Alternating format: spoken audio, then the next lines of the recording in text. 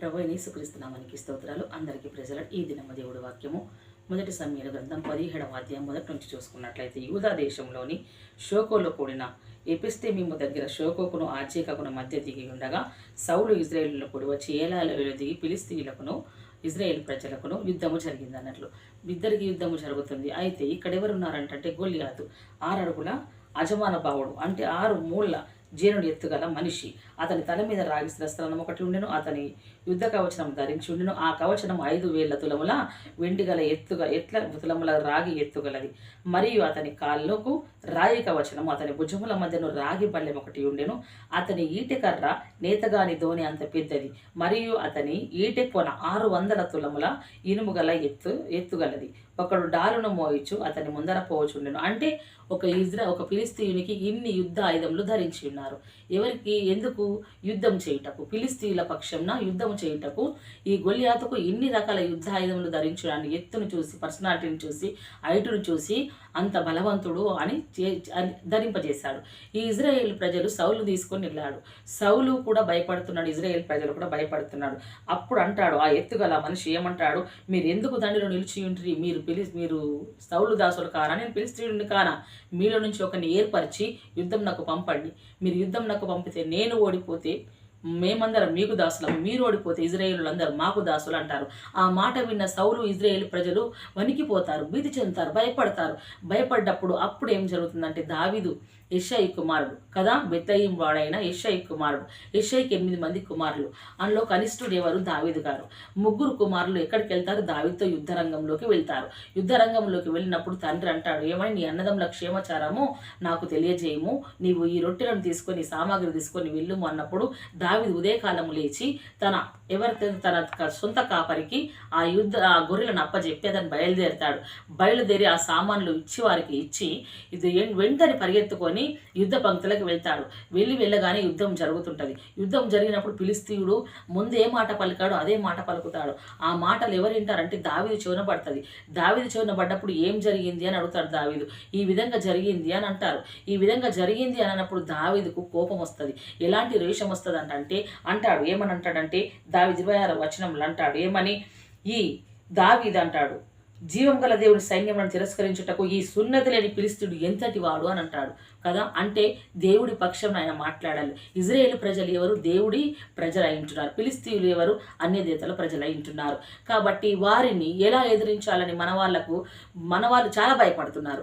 వాడు మాట్లాడే మాటను బట్టి, గొల్లియాతు మాట్లాడుతున్న మాటను బట్టి ఆ సైన్యంను చూసి వీరు వణికిపోతున్నారు. వాడు మళ్ళీ ఆ మాట అన్నప్పుడు వాడు ఎదురు నుండి వాళ్ళు పారిపోయారు. ఇక్కడ వాక్యం సెలవిస్తుంది. అంటే పారిపోయారు. పిరికి వానికి దేవుని రాజ్యంలో స్థానం లేదండి. దయచేసి క్రైస్తవుడైన వాడు ధన్యుడిగా బతకాలి. క్రైస్తవుడైన వాడు శ్రమను ఎలా జయించాలని మార్గం దేవుడి దగ్గర వెతుక్కోవాలి. కానీ జయమునకు భయపడి, జయమును పొందలేక ఒక సమస్యకు భయపడి పారిపోకూడదు. ఇక్కడ మన వాళ్ళు పారిపోయారు. వాడు పలికిన మాటకే పారిపోయారు. ఎందుకో తెలుసా? శత్రువు మనల్ని భయపెడతాడు, సాతాను మనల్ని భయపెడతాడు. ఇదిగో నీకు ఈ రోగం వచ్చింది, ఇది నీకు తగ్గది, ఇదిగో నువ్వు ఆర్థిక ఇబ్బందులను, నువ్వు కుప్పగూలిపోయావు, నీ ఇంటి నిండా అప్పులు అయిపోయాయి, ఇక నేను లేపవారు లేరు, ఇక నువ్వు లేవలేవని పలికిస్తా చూడు సాతాను. ఇక మీ బ్రతుకులు ఇంతే, ఇక మీరు అయిపోయింది, ఇక ఎందుకు అని అనిపిస్తుంది. మన చెవున మన పరిస్థితిని బట్టి, మన భయాన్ని బట్టి అపవాది ఇంకను మన వినికిడిలో ఆ భయంను పెడుతున్నప్పుడు మనం వణికిపోయి నానా ప్రజల్ని చూసినట్లయితే బలహీనులైపోయి ఎందరో సూసైడ్ చేసుకుంటారు, ఆత్మహత్యలు చేసుకుంటారు. పరలోక రాజ్యానికి దేవుడు నీకు మార్గం ఏర్పరిచి నేను నక్కుదారులుగా చేస్తానని దేవుడు అంటే, నీ దగ్గర శక్తి లేక నీవు బలహీనుడవై నీవు దేవుడి బలాన్ని వెతుకోక దేవుడి సామర్థ్యాన్ని మర్చిపోయి నీవు మర్చిపోయి నీవెవరిని వెతుకుతున్నావు, ఎవరికి బలం ఇస్తున్నావు అంటే ఆ సున్నతి లేని ఫిలిష్తీయుడు అంటే ఆ శోధనకు నువ్వు విలువిస్తున్నావు. ఎందుకు విలువిస్తున్నావు తెలుసా? ఆ శోధన ఒకవేళ ఇప్పుడు అన్యుడు, మేము పల్లెటూళ్ళలో ఉంటాం కదా, ఇప్పుడు సాతానుకు పట్టింది అని ఆ అన్యులు ఏం చేస్తారంటే ఎర్రగా అన్నమండి, పచ్చగా అన్నమండి తీసుకొచ్చి 3 దారులు ఉంటాయి. ఆ 3 దారుల దగ్గర దాన్ని పెడితే ఈ ఇజ్రాయేలు అంటే ఈ క్రైస్తవుడు బయలుదేరుతుండగా ఆ ఎర్ర అన్నమును చూసి ఇంట్లో వండుకొని అన్నంలో కొంచెం పసుపు ఇంకో రకమైన ఏదేదో వేస్తుంది, ఎర్రగా కదా, వీళ్ళ చేతులతో వీళ్ళండి ఇంత తీసుకుపోయి అక్కడ పెడితే ఆ ఫిలిష్తీయుడు భయపడాడు, పెట్టిన వారు భయపడరు. ఈ మన క్రైస్తవులు భయపడి పక్కన నుంచి వెళ్తూ తూ అనుకుంటూ వెళ్తారు. అక్కడ పోగా వేసి రక్తం అంటే దేనికి భయపడ్డారు? ఒక మానవుడు నిర్మించి మానవుడు చేసిన దానికి భయపడ్డారు. ఎవరు? మన క్రైస్తవులు, మన ఇజ్రాయేల్ ప్రజలు. అక్కడ కూడా మనిషి మాట్లాడిన మాటను బట్టి ఇజ్రాయేల్ ప్రజలు భయపడి ఎదుట నుంచి పారిపోయారు. కానీ జీవం గల దేవుని సైన్యమును తిరస్కరించుటకు ఈ సున్నతి లేని ఫిలిష్తీయుడు ఎంతటి వాడు అని దేవుడి పక్షంన దావీదు గారు హెచ్చరించి ఈ సైన్యంను గెలిస్తే ఆ ఫిలిస్తీన్ని ఓడగొడితే బహుమతి ఏమి అని ప్రజల్ని దావీదు అడుగుతాడు. అంటే వారు చెప్తారు ఈ విధంగా చెప్తారు. వారి కుమార్తెనిచ్చి పెళ్లి చేస్తాడు, వారి తండ్రి ఇంటిని స్వాతంత్రంగా ఇజ్రాయేల్ ప్రజలలో బ్రతకనిస్తాడు, ఇంతటి వస్తువులు ఇస్తాడు, బంగారం ఇస్తాడు అని చెప్తారు అన్నట్లు. ఈ మాటలన్నీ చెప్పిన తర్వాత ఈ మాట్లాడుచున్న మాటలు తన పెద్దన్న విని నువ్వు ఇక్కడికి ఎందుకు వచ్చినావు, నువ్వు రాకూడదు ఇక్కడికి, నువ్వు యుద్ధం వినడానికి వచ్చావంటే లేదు నేనేమన్నాను, నేను ఖాళీ మాట మాత్రం అడిగాను కదా అంటాడు. ఈ మాట ఆ మాట మాట్లాడుతుండగా ఈ మాటలన్నీ ఎక్కడ చేరాయంటే సౌలు రాజు దగ్గరికి మాటలన్నీ చేర్చబడినప్పుడు సౌలు రాజు దగ్గరికి ఇతను వెళ్తాడు, పిలిపిస్తారు. అప్పుడు అంటాడు, పిలిపించినప్పుడు అక్కడ మాట్లాడతాడేమని దావీదు చెప్పిన మాటలు నలుగురికి తెలియగా వారందరూ చెప్పినప్పుడు ఈ ఫిలిస్తీన్ బట్టి ఎవరి మనసును కృంగ నిమిత్తము లేదు. దావీదు అంటాడు ఏమని, ఈ గొల్లియాతును బట్టి ఈ ఫిలిస్తీన్ బట్టి ఎవ్వరి మనసు కృంగద్దు, ఎవ్వరు మీరు భయపడద్దు. ఎంత ఎత్తున్నాడు ఆయన? బాలుడు, ఎర్రనివాడు, సుందరివాడు, చక్కనివాడు, ఇంత ఎత్తున్నాడు బాలుడు. ఆయననేమో 6 అడుగుల 3 జానెలు ఎత్తు గొల్లియాతున్నాడు. అక్కడ సైన్యం ఉంది, ఇక్కడ సైన్యం ఉంది. ఎవరు భయపడరు తెలుసా వీరు? ఆ ఎత్తుటి మనిషిని చూసి, ఎత్తుటి ఆకారంను చూసి, ఆ ఎత్తుగుండి అన్ని కవచనాలు రాగి ఇనుము ధరించుకున్న వస్తువులను చూసి వీరు భయపడిపోయారు. ఈ లోకంలో కూడా మనల్ని భయపెట్టుటకు నానా విధములైన శత్రు సమూహము బయలుదేరింది. మాటల చేత, వారి చూపుల చేత, వారి క్రియల చేత వాటిని చూసి మనం బెదిరిపోతాం. వాటిని చూసినప్పుడు జీవం గల దేవుని జ్ఞాపకం చేసుకున్నాలి. చేతితో నిర్మించి ధరించుకుని అచ్చిన ఎదురు నిలబడ్డ వారి కొరకు మేము భయపడితే వాటిని మనల్ని నిర్మించిన దేవుడు, జీవం గల దేవుడు, జీవమును సృష్టించిన దేవుడు మనకున్నాడు. కాబట్టి మనం ఎందుకు భయపడాలని ఒక ధైర్యం తెచ్చుకోవాలి క్రైస్తవుడు. అలా మాట్లాడుతున్నప్పుడు అంటాడు, ఎవరి మనసు కృంగిపోవడానికి వీలు లేదు, మీ దాసుడైన నేను పోట్లాడుదునని దావీదు సౌలుతో అనగా సౌలు అంటాడు, ఈ ఫిలిస్తీని ఎదుర్కొంటకు యుద్ధము చేయుటకు నీకు బలము చాలదు, ఎందుకనగా నీవు బాలుడవు అని సెలవిస్తాడు. అని సెలవిచ్చినప్పుడు వాడు బాల్యం నుండి యుద్ధాభ్యాసం చేసిన వాడనని దావీదు అంటాడు. ఏమంటాడు? నీవు బాలుడవు, ఆయనతో యుద్ధము చేయలేవని సౌలు అంటే దావీదు అంటాడు, నేను బాల్యం నుండే యుద్ధము అభ్యాసం చేశానట. హల్లెలూయా. క్రైస్తవుడు కూడా బాల్యం నుండి ప్రార్థన యుద్ధాభ్యాసం నేర్చుకునాలి. బాల్యం నుండే పిల్లలకు ధైర్యాన్ని నూరిపోయాలి. బాల్యం నుండే పిల్లలకు మనం క్రైస్తత్వంలో ఉన్న ఆ సామర్థ్యాన్ని బయలుపరచాలి. బాల్యం నుండే మన పిల్లలకు దేవుడి వాక్యమును నూరిపోయాలి. బాల్యం నుండే మన పిల్లలకు దేవుడు పరాక్రమ శూరుడు అని బోధించాలి. ఆకాశం ముందు శౌర్యములను యెహోవా మనకున్నాడని ధైర్యాన్ని బోధించాలి. అలా ధైర్యాన్ని బోధించాక బాల్యం నుండి మనము ఏం బోధిస్తామంటే పిల్లలకు ఒక పిచ్చి భయాన్ని బోధిస్తాం. మనం ఒక పిచ్చి కూతను బోధిస్తాం కదా. ఆ పిచ్చి మొట్టమొదటిగా మనం చెప్పేది, వాడు తినకపోయినా చెప్పేది భయమే, వాడు పండుకోకపోయినా చెప్పేది భయమే. వాడికి దేవుణ్ణి గురించిన ఆయన దేవుడిని చేసిన క్రియలను బట్టి దేవుడి చరిత్రను చెప్పడం మనము మర్చిపోతాం కదా. మనం చెప్పుడు ఆడస్తాడు ఈడస్తాడు పండుకొని నేర్పిస్తాం వాడికి, వాడు అదే రంగంలో ఉంటాడు, వాడు అదే భయపడుతూ ఉంటాడు. కానీ జాగ్రత్త, ఎప్పుడు క్రైస్తవుడు ధైర్యంగా బతకాలి. ధైర్యంగా బ్రతికిన వాడికి పరలోక రాజ్యం ఉంటుంది తెలుసా. దేని విషయంలో ధైర్యము? పాపం విషయంలో ధైర్యం కాదు, శాపం విషయంలో ధైర్యం కాదు, ఈ ఫిలిస్తీయుల క్రియలను అనుసరించట్లు ధైర్యం కాదు, జీవం గల దేవుని నీతి న్యాయములను అనుసరించట్లో ధైర్యము, దేవుడి వాక్యం చదువుతులో ధైర్యం, దేవుడికి ప్రార్థన చేసేట్లో ధైర్యము, దేవుడికి పాటలు పాటలో ధైర్యము, దేవుడి ప్రజలను ఎంకరేజ్ చేసేట్లో ధైర్యము, దేవుడి ప్రజలను సైన్యముతో కలిసి మనం నడుచుటకు ఒక ధైర్యం మనం కావాలి కదా. అందును బట్టి మనం సంతోషపడాలి, ధైర్యంగా ఉండాలి. అక్కడ అంటాడు, ఏమని అంటాడంటే, నేను బాల్యం నుండే యుద్ధాభ్యాసమును చేసిన వాడిని దావీదు. అందుకు దావీదు సౌలుతో ఇట్లనండి, మీ దాసుడైన నేను నా తండ్రి గొర్రెలను మేపుచుండగా ఎలుగుబంటి సింహం ఒకటి వచ్చేను, ఆ మందలో నుండి ఒక గొర్రె పిల్లను ఎత్తుకొని పోచుండగా నేను దానిని తరిమి చంపి దాని నోటి నుండి గొర్రెలను విడిపించి తిని. అలా విడిపించినప్పుడు అది మరలా ఏమని నా మీదికి వచ్చింది. నా మీదికి వచ్చినప్పుడు దాని గడ్డం పట్టుకొని దాన్ని చంపాను నేను అని అంటాడు. దాని గడ్డం పట్టుకొని నేనేం చేశానంటే దాన్ని కొట్టి చంపి తిని, మీ దాసుడనైన నేను సింహములను ఎలానట ఎలుగుబంటిని చంపి తినే, మీ దాసుడైన నేను. అప్పుడు నా తండ్రి గొర్రెలు మేపుతున్నప్పుడు గొర్రె పిల్లని తీసుకొని పోతే వాటిని దగ్గరికి వెళ్ళి వాటిని తిరస్కరించి అందులో నుండి వాటి నోట్ల నుండి గొర్రె పిల్లని తీసేసి వారి ఆహారం తీసేసాను కదా, అవి నా మీదకి వచ్చినాయి. వస్తే వారు గడ్డం పట్టుకొని చంపిన నేను. కాబట్టి మీ దాసుడైన నేను ఎలుగుబంటిని సింహముని చంపి ఉన్నాను. కాబట్టి ఇక్కడ ఏమంటాడంటే, జీవము గల దేవుని సైన్యములను తిరస్కరించిన ఈ సున్నతి లేని ఫిలిస్తీయుని కూడా అందులో ఒకలాంటి వాడే. ఎటువంటి వాడవుతాడు? అందులో ఒకలాంటి వారి వల్ల అవుతారు. ఎవరి వల్లే? ఆ సింహం ఎలుగుబంటి దానిలాగా అవుతాడు. ఎవరైతారు? ఈ 6 అడుగుల 3 జానలు ఎత్తు గల గొలియాతు అవుతాడని చెప్తాడు అన్నట్లు. అంటే ఎవరిని బట్టి చెప్పాడు? ఆయన దావీదు అంటే జీవము గల దేవుడి ప్రజలను తిరస్కరించాడు. మొట్టమొదటి నుంచి మాట్లాడుతున్నాడు అదే మాట. ఏమని? ఇజ్రాయేలు ప్రజల పక్షంగా ఆ చిన్నవాడు, ఆ ఎర్రవాడు, సుందరివాడు దేవుడి పక్షం నిలబడ్డ వ్యక్తి కాబట్టి జీవం గల దేవుడు నాకున్నాడు, జీవం గల దేవుడి నాకు సహాయము చేస్తాడు, తప్పకుండా మనము గెలుస్తాము, ఎంతటి వాడు కాదు అని అంటున్నాడు. ఒక బాలుడికున్న ధైర్యము వారికి లేకపోయింది. వారు ఆకారంలో చూసి భయపడ్డారే తప్ప జీవం గల దేవుడి మాటను బట్టి వారు ధైర్యం తెచ్చుకోలేకపోయారు. ఇక్కడ దావీదు అన్నాడు, ఆయన ఏమంటున్నాడు? ఈ సింహం యొక్క బలం నుండి, ఎలుగుబంటి యొక్క బలం నుండి నన్ను రక్షించిన యెహోవా ఈ ఫిలిష్తీయుల చేతుల నుండి కూడా నన్ను విడిపించినట్టు చెప్పాను. హల్లెలూయా. అంటే ఆ అడవిలో ఉన్న ఎలుగుబంటి సింహం కంటే గొప్పవాడా? అంతటి బలవంతుడా ఈ ఫిలిష్తీయుడు? దేవుడు సింహం బలం నుండి, ఎలుగుబంటి బలంలో నుండి నన్ను విడిపించిన దేవుడు ఈ ఫిలిష్తీయుల చేతులను కూడా నన్ను విడిపిస్తాడు. హల్లెలూయా. ఇంతకాలం నీ ఇంటిలో నీకు జరిగిన సమస్యలను జ్ఞాపకం చేసుకొని నువ్వు ఆ సమస్యలన్నిటిలో నుండి నీ పిల్లలు, నీ కుటుంబము, నీ భర్త మరణకరమైన రోగాలు మీకు కలగలేవా? ఆ రోగముల నుండి దేవుడు మీకు విడిపించిన విడుదలని జ్ఞాపకం చేసుకో. మీకు ఇచ్చిన జీవాన్ని జ్ఞాపకం చేసుకో. నీకు ఇచ్చిన ఆర్థిక సామర్థ్యాన్ని జ్ఞాపకం చేసుకో. నీ కుటుంబమును ఒకానొకప్పుడు దేవుడు ఎటువంటి స్థితిలో ఉంచాడో జ్ఞాపకం చేసుకో. వాటిని జ్ఞాపకం చేసుకున్నాడు దావీదు. ఎలుగుబంటి సింహములను చంపుటకు దేవుడు నాకు శక్తినిచ్చాడు. వాటి చేతి నుంచి నా గొర్రె పిల్లల్ని విడిపించాడు, నా ప్రాణమును రక్షించాడు. నా దేవుడు రక్షించడమే కాదు, వాటిని చంపుటకు శక్తినిచ్చాడు. ఇప్పుడు కూడా వాటి చేతిలో నుండి నన్ను దేవుడే రక్షిస్తాడు అని ఒక ధైర్యంగా మాట్లాడాలి. తెలుసా? ఎవరు మాట్లాడింది? బాలుడు, అనుభవం లేని బాలుడు. అంటే నీకు అన్ని రకాల క్రైస్తవుడు కదా, దేవుడి ప్రేమను రుచి చూచావు, ఆయన కార్యములను ఎరిగి ఉన్నావు, ఆయన నామం ఎంత బలమో నీకు తెలుసు, ఆయన శక్తి గల నామం ఎంత శౌర్యం కలిగిందో నీకు తెలుసు, దేవుడు రోషం కలిగిన వాడని తెలుసు, దేవుడు నీ పక్షంలో ఉన్నాడని తెలుసు, ఆయన అరచేతిలో నీ కుటుంబం ఉందని తెలుసు, నిత్యం ఆయన చేతులలో మీరు బలపడుతున్నారని తెలుసు. ఇన్ని తెలిసిన నీవు మొట్టమొదటిగా దేవుడు నీ కుటుంబాలలో చేసిన కార్యాలను గుర్తుపెట్టుకో. ఆ కార్యాలను గుర్తుపెట్టుకుని జీవం గల దేవుడు ఎంత ధైర్యవంతుడో, ఎంత బలవంతుడో, దేవుడు కార్యములు చేయుటకే నీ కొరకు ఆయన నీ ముందు నిలిచినాడు అన్న సంగతి మర్చిపోకు. ఈ సమస్యను చూడకు. దావీదు చూసింది అది.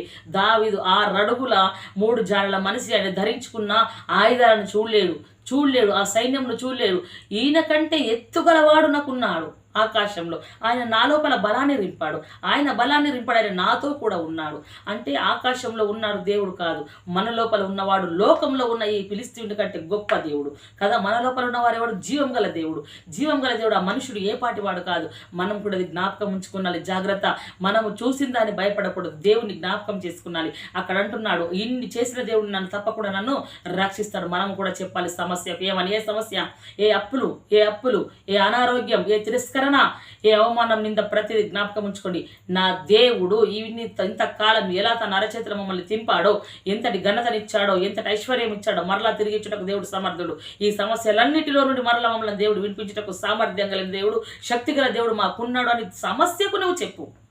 నీ దేవుడి బలాన్ని సమస్యకు చెప్పు. దావీదు అదే చెప్పాడు. ఏమని చెప్పాడు? ఈ జీవం గల దేవుడి ప్రజలను తిరస్కరించుటకు ఈ సున్నతిని పిలుస్తుడు ఏ పాటివాడు? అడు ఎంతటివాడు అన్నాడు బాలుడు కదా. నీవనాలి, నా కుటుంబం ఇంత అతలాకుతలం చేస్తున్న ఈ సమస్య ఏ పాటిది? జీవం గల దేవుడు నాకున్నాడు. అప్పుడు విడిపించిన దేవుడు, ఇప్పుడు కూడా విడిపించే దేవుడు సమర్థుడు, శక్తి గల దేవుడు, బలవంతుడు ఉన్నాడు, బలశూరుడు ఉన్నాడు, నమ్మకమైన దేవుడు ఉన్నాడు, సమాధి పాలనను తిరిగి లేపుటకు శక్తి గల దేవుడు ఉన్నాడు. ఆయన లోపల జీవం ఉంది, జీవానికి ఆయన అధిపతి అని ధైర్యంగా ఉండు. నువ్వు పడకలున్నావా? మరణ పడకలో ఉన్నావా? రోగ పడకలో ఉన్నావా? నువ్వు ధైర్యంగా ఉండు. దేవుడు నీ కొరకే మాట్లాడుతున్నాడు. ఆ రోగం నీ రోగం తొలగించి దేవుడు నీకు ఆరోగ్యం ఇస్తాడు. నీ అప్పులలో ఉన్నావా? నీవు తప్పకుండా దేవుడు నే అప్పించినట్టు నీకు సహాయం చేస్తాడు దేవుడు. నువ్వు భయపడకు. నువ్వు మొదట దేవుడు చేసిన కార్యమును మాత్రమే గుర్తుంచుకో. నీ సమస్యకు నీ దేవుడి గురించి చెప్పు, ఆయన శక్తి గురించి చెప్పు, ఆయన బలాన్ని గురించి వివరించు. దావీదు వివరించాడు. రప్పించుటకు, రక్షించుటకు దేవుడు నాకు తోడై ఉన్నాడు అని ఏమంటాడు? అందుకు సౌలు, పొమ్ము, యెహోవా నీకు తోడుగా ఉండునుగాక అని దావీదుతో హల్లెలూయా ఎప్పుడు అంటాడు. ఇన్ని రకాల ధైర్యపరిచినప్పుడు రాజుకు లేని ధైర్యం కూడా దావీదుకే ఉంది. అప్పుడు ధైర్యపరిచి పంపిస్తాడు. సౌలు ఏమంటాడు? ఏవేవి సౌలుకు ఉండెనో అవన్నీ తీసి దావీదుకు తగిలిస్తాడు. అన్ని తగిలించినప్పుడు దావీదు తగిలించుకున్నాడా? ఇది కూడా మనం గమనించాలి దేవుడి వాక్యంలో. ఈ సామాగ్రి అంతా దావీదు కలిగించినప్పుడు దావీదు అంటాడు, ఏమని అంటాడంటే, ఏమంటాడు? ఈ సామాగ్రి దావీదునకు వాడుక లేదు గనక తాను తొడిగిన వాటిపైన కత్తి కట్టుకొని వేళ్ళ కలిగినదని లేదని చూచుకున్న తర్వాత దావీదుడు, ఇవి నాకు వాడుక లేవు, వీటితో నేను వెళ్ళలేనని సౌలుతో చెప్పి వాటిని తీసివేశాను. హల్లెలూయా. ఈ మాట నాకు చాలా విలువగలది. నేను ఎంత ఇష్టపడ్డానంటే ఈ మాటను. అన్ని సౌలుకున్న ఆయుధాలన్నీ ధరించజేశాడు ఆయనకు. ఆ సామగ్రి అంతా ధరింపజేసినప్పుడు దావీదు అంటాడు, ఇవి నాకు వాడుకలేదు, నేను వీటితో వెళ్ళను అని తలిగించిన అన్ని శిరస్త్రాణము ఇవన్నీ ఈటె కత్తి అన్ని తీసి పక్కన పడేసిండు. పక్కన పడేసి నాకు ఏది వాడుకుందో నేను దానితోనే యుద్ధం నాకు వెళ్తాను అన్నాడు. హల్లెలూయా. ఎంత చక్కటి మాట మాట్లాడాడు దావీదు. మనం కిందిలో చూసుకున్నట్లయితే తన కర్ర చేత పట్టుకొని ఏటి లోయలో నుండి 5 నున్నటి రాళ్ళు ఏరుకొని తన యుద్ధనున్న చిక్కములో ఉంచుకొని వడిసెల చేత పట్టుకొని ఆ ఫిలిష్తీయుని చేరువకు పోయేను. హల్లెలూయా. ఏం పట్టుకున్నాడు? ఫిలిష్తీయుడికి ముందు చదువుకున్నాం, మనం ఎన్ని చదువుకున్నాం? అన్ని రకాలు ఉన్నాయి ఫిలిష్తీయునికి మనం కదా, ముందు చదువుకున్నాం. మరలా మీరు ఒకవేళ మర్చిపోతే మీరు చదువుకోండి. 7వ వచనం 6వ వచనం నుంచి మీరు 8వ వచనం వరకు మీరు చదువుకోండి, అందులో ఉంది కదా. ఇప్పుడు వివరించే సమయం చాలా అయిపోతుంది కాబట్టి అన్ని రకాల ధరించుకున్నాడు. ఈయనకేమీ లేదు. ఈయన కూడా అన్ని రకాలు ధరిస్తే నాకు వీటితో ఏమీ అలవాటు లేదు, వాడకలేదు అంటే వాడలేను నేను ఎప్పుడు వాటిని. వాడకుండానే సింహంలో నిలిగి వంటలను జీంచి చంపిన నేను, నాకు వద్దు అని ఆయన చేతులు నా కర్రను తీసుకున్నాడు, ఆ నున్నటి రాళ్ళని ఏరుకున్నాడు, వలసలు పెట్టుకున్నాడు కదా. ఇక్కడ వలసలు పెట్టుకొని ఏమంటున్నాడు? ఆ రాళ్ళని ఏరుకొని చిక్కంలో ఉంచుకొని వడిసెలు చేత పట్టుకొని ఆ ఫిలిష్తీయుని ఎదురకు పోయిండు అన్నట్లు. ఫిలిష్తీయునికి డాలు మోయివాడు తనకు ముందుగా నడవగా ఆ ఫిలిష్తీయుడు బయలుదేరి దావీదు దగ్గరకు వచ్చి చుట్టూ పారజూసి దావీదును కనుగొని అతడు బాలుడై ఎర్రని వాడును రూపసినై ఉండుట చూసి అతని తృణీకరించెను. ఈ ఫిలిష్తీయుని కర్ర తీసుకొని నీవు నా మీదికి వచ్చుచున్నావే, నేను కుక్కన అన్నాడు. ఎవరు? గొలియాతు. అంటే నువ్వు చిన్నగా ఉన్నావు, పొట్టిగా ఉన్నావు, నీ దగ్గర ఏమి లేదు, ఇవన్నీ తీసుకొని దగ్గరకు వస్తున్నావు నువ్వు, దావీదు దగ్గరికి వచ్చి అంటుండు అంటే నేను కుక్కను అనుకున్నావా అంటున్నాడు. దావీదు దృష్టిలో గొలియాతు ఎవరు? కుక్క కంటే ఈనము కాదా, కుక్క కంటే ఈనము. అంతగా నీచంగా చూశాడు శత్రువును, సమస్యను ఎంత నీచంగా చూశాడో తెలుసా దావీదు? అంత నీచంగా చూశాడు కాబట్టి కుక్కనా అని దావీదుతో చెప్పినప్పుడు దావీదు చెప్పి ఏమంటాడు? ఆయన దేవతల పేరిట దావీదును శపిస్తాడు. శపించినప్పుడు దావీదు భయపడ్డాడు. అప్పుడు అంటాడు దావీదు, అప్పుడు నా దగ్గరకు రమ్ము, నీ మాంసమును ఆకాశ పక్షులకి ఇవన్నిటికీ ఏత్తని దావీదుతో చెప్తారు. వాళ్ళు భయపెడతారు అన్నట్లు ఫిలిష్తీయుడు అయినా సున్నతి లేని ఫిలిష్తీయుడు గొలియాతు భయపెడతాడు దావీదును. భయపడతాడు దావీదు. 45వ వచనంలో చూసినట్లయితే భయపడాడు. అతను అంటాడు, దావీదు అంటాడు, నీవు కత్తి ఈటెయు బల్లెమును ధరించుకొని నా మీదికి వచ్చుచున్నావు, అయితే నీవు తిరస్కరించిన ఇజ్రాయేళ్ల సైన్యములకు అధిపతి యెహోవా పేరట నీ మీదికి నేను వచ్చుచున్నాను. హల్లెలూయా. నువ్వు కత్తులు ఖడ్గాలన్నీ పట్టుకొని నా మీదికి వస్తున్నావు, కానీ నేను ఎవరి మీద వస్తున్నాను తెలుసా? నీవు ఏమంటాడు? నీవు కత్తి ఈటన్ని ధరించుకొని సున్నతి లేని ఫిలిష్తీయుల తరపున వస్తున్నావు. ఎవరి మీదకి వస్తున్నావు? నీవు జీవము గల దేవుని ఇజ్రాయేలు ప్రజల పక్షంలో నేను వస్తున్నాను అంటున్నాడు. జీవం గల దేవుని పేరట నేను నీ మీదకి వస్తున్నాను. హల్లెలూయా. ఎంత పెద్ద మాట. ఆయుధం ఎక్కడుంది? ఆయన ఆయుధం ఎక్కడుంది? ఆయన ఏం వాడిండు? మనం జాగ్రత్తగా గమనించాలి. ధరించుకున్న ఆయుధాలు ధరించుకోలేడు. ఆయన చేతలు ఉన్నదాన్ని పట్టుకున్నాడు కదా. ఆయన నోట్ల మొట్టమొదటగా మాట్లాడారు. ఈ జీవం గల దేవుని ప్రజలను తిరస్కరించుటకి సున్నతి లేని ఫిలిష్తీయుడు ఎంతటి వాడు అని అన్నాడు. మరలా అన్నాడు, జీవం గల దేవుడు యెహోవా నాకు తోడై ఉన్నాడు కాబట్టి నేను జయిస్తూ వస్తాను అని అన్నాడు. మరలా నాకు వాటి అలవాటు లేదన్నాడు. మరలా ఇక్కడ ఏమంటున్నాడు? జీవం గల దేవుడు యెహోవా ఆయన పేరిట నేను నీ మీదకి వస్తున్నాను అన్నాడు. హల్లెలూయా. ఎంత చక్కటి మాట. అంటే మనం కూడా క్రైస్తవులు జ్ఞాపకం ఉంచుకోవాలి. యుద్ధం చేసేటప్పుడు అన్ని ధరించుకొని వెళ్తాం. మనం కూడా ఏమి ధరించుకోవాల్సిన పని లేదు మనకు. మనం చేసేది ఒకటి, జీవం గల దేవుడైన యెహోవా నామమును ఉచ్చరించడమే, ఆయన నామమును స్తుతించడమే, ఆయన నామమును గణపరచడమే. ఆయన కృప కలుగునుగాక, స్తుతి స్తోత్రం. ఇదే నీ యుద్ధాయుధం. నీ ఉదయకాలం లేసి ప్రార్థించడమే నీ యుద్ధాయుధం. నువ్వు అడుగేసే ప్రతి స్థలం ముందు ప్రార్థించడమే నీ యుద్ధాయుధం. నీ యుద్ధంలోకి వెళ్తుండగా, నువ్వు సమస్యతో పోరాడుతుండగా, నీవు నిలుచున్నా, నువ్వు కూర్చున్నా, నువ్వు పండుకున్నా, నువ్వు వంట చేసినా, నువ్వు బట్టలు ఉతికినా, నువ్వు ఏ సమయం ఏ పని చేసినాను నీవు చేసేదే యుద్ధాయుధం. ఏదో తెలుసా నీ ఆయుధం ప్రార్థన. నువ్వు కళ్ళు తెరిచినా, నువ్వు కళ్ళు మూస్తున్నా, ఎప్పుడైనా దేవుని స్తుతించు. ప్రతిసారి సమస్యకు చెప్పు దేవుడు ఉన్నాడు, జీవం గల దేవుడు అని నువ్వు చెప్పు. అక్కడ అంటున్నాడు దావీదు ఏమని? యెహోవా సైన్యములకు అధిపతి యెహోవా పేరట ఇజ్రాయేలులైన సైన్యములకు అధిపతి అగు, ఇజ్రాయేలీయుల సైన్యములకు అధిపతి యెహోవా పేరట నేను నీ మీదికి వచ్చుచున్నానన్నప్పుడు ఈ దినమున యెహోవా నిన్ను నా చేతికి అప్పగించును. హల్లెలూయా. ఎలా మాట్లాడుతున్నాడు? నువ్వు దొరికినవు రా అంటలేడు. నువ్వు దొరికినవు రా చూసుకున్నాను రా నాకు దేవుడు నాడు అంటలేడు. జీవం గల దేవుడి నామమున నేను నీ మీదకి వస్తున్నాను, జీవం గల దేవుడే నిన్ను నాకు అప్పచెప్తాడు. హల్లెలూయా. ఎలా అంటున్నాడు? జీవం గల దేవుడే నిన్ను నాకు అప్పచెప్తాడు. సమస్య, నేను ఈ దినము నాడు అప్పుల పాలైన, కానీ ఒక రోజు నా దేవుడు నేను అనేకులకు అప్పించినట్టు నన్ను వేస్తాడు, నా దేవుడే వేస్తాడు ఇది అన్నాను. నేనైతే ఖచ్చితంగా నేను ఈరోజు రేపు లేస్తానే మాట మాట్లాడకు. ఎందుకో తెలుసా, శత్రువుకు చెప్పాలి, నా దేవుడు జీవం కలిగినవాడు, శత్రువా నా మీద అతిశయపడకు, నేను 7 మార్లు పడిన తిరిగి లేస్తాను. ఎందుకో తెలుసా, నన్ను లేపుటకు జీవం గల దేవుడు నా పక్షంగా ఉన్నాడు. నేను పడిన గుంటలోని ఆయన పైన లేవటకు సామర్థ్యం గల దేవుడు అని చెప్పు. సమస్యకు చెప్పు, శత్రువుకు చెప్పు. ఇక్కడ అంటున్నాడు దేవుడు వాక్యం సెలవుస్తుంది ఏమని, నిన్ను చంపి నీ తల తెగవేతును, ఇజ్రాయేలులలో దేవుడున్నాడు అని లోక నివాసులందరూ తెలుసుకున్నట్లు నేను ఈ దినమున ఫిలిష్తీయుల యొక్క కలేబేరములను ఆకాశ పక్షుల మృగములకు ఇత్తును. హల్లెలూయా.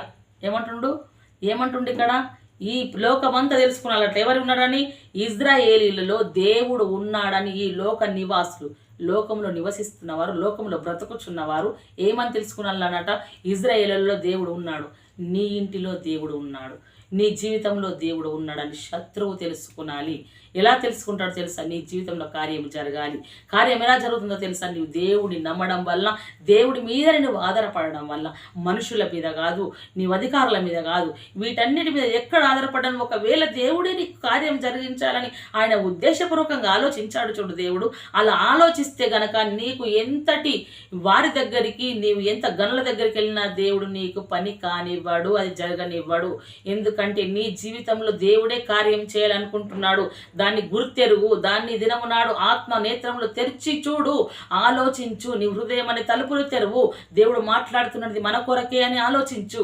జీవం గల దేవుడే నీకు కార్యం చేయాలనుకుంటున్నాడు, జీవం గల దేవుడే ఉన్నాడు. కాబట్టి నువ్వు అదే మాట మాట్లాడు. ఈ లోక నివాసులందరూ తెలుసుకున్నట్లు ఇజ్రాయేలులో దేవుడు ఉన్నాడు, ఈ రోజు ఈ కుటుంబంలో దేవుడు ఉన్నాడు అని ఇజ్రాయేలులందరూ, లోక నివాసులందరూ తెలుసుకున్నట్లు నేను ఖచ్చితంగా వీళ్ళందరినీ చంపేస్తాను, ఈ ఫిలిష్తీయులను యొక్క కలేబేరములను ఆకాశ పక్షులకు వీళ్ళందరికీ నేను వేస్తాను అన్నాడు. అప్పుడు యెహోవా, అప్పుడేమంటున్నాడు మరలా 47వ వచనం, జాగ్రత్త, అప్పుడు యెహోవా కత్తి చేతను ఈట చేతను రక్షించువాడు కాడని ఈ దండు వారందరూ తెలుసుకుందరు. హల్లెలూయా.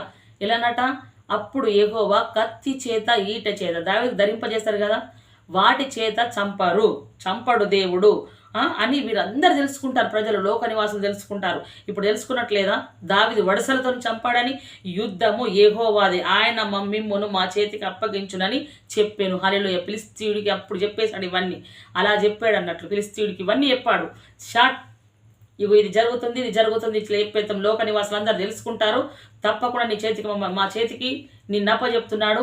యుద్ధం యెహోవాది, దేవుడు కత్తి చేత కాదు, దేవుడే యుద్ధం చేస్తాడు, చంపుతాడని చెప్పి ఆ ఫిలిష్తీయుడు లేచి దావీదును కలుయుటకై అతన్ని ఎదుర్కొనపోగా, ఫిలిష్తీయుడు జాగ్రత్తగా గమనించిన, ఫిలిష్తీయుడు దావీదును కలుసుకుంటందుకు ఎదురుగా పోతున్నాడు.